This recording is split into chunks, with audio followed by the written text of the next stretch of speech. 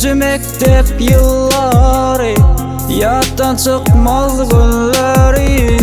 Kakılyar son kocanı, gözlerimiz yaştan dolu. 8 mektep yılları, yattan çıkmaz günleri. Kakılyar son kocanı, gözlerimiz yaştan dolu. Nerede basamam yatar men mektebim, sen boldun ben begenzimde kim geleceğim. Bir-birine beren soğuk tormaz yatlarım, aramazda giden suyu hattorun yatlarım. Unutmarın moğolimlerin eden kömeklerin, ellerimizden tutup bize yazıran hatlarım. Biz üçün yadıma köp satır öğretti, insan kıcan günü aydiyası sağ olsun. Nerede basamam yatar men mektebim, sen boldun ben begenzimde kim geleceğim.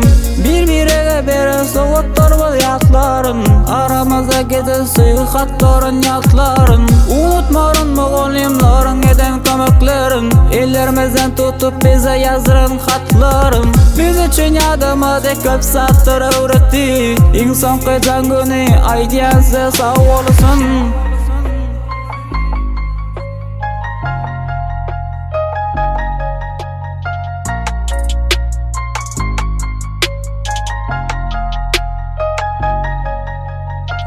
Biz için üstün bugün asmanı ok kepderi, bezesin nurun saçıp asmanı hemmekdevi. İnsan kıcan sesi beginlersin hemmeni, şatlıklı günümüzün kutların bir-biregi. Unutmarın moğolimlerin eden kömeklerin, ellerimizden tutup bize yazıran hatlarım. Biz üçün yadıma köp satır öğretti, insan kıcan günü aydiyası sağ olsun. 8 mektep yılları, yattan çıkmaz günleri. Kakılyar son kocanı, gözlerimiz yaştan dolu.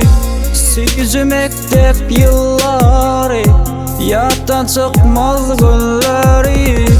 Kakılyar son kocanı, gözlerimiz yaştan dolu.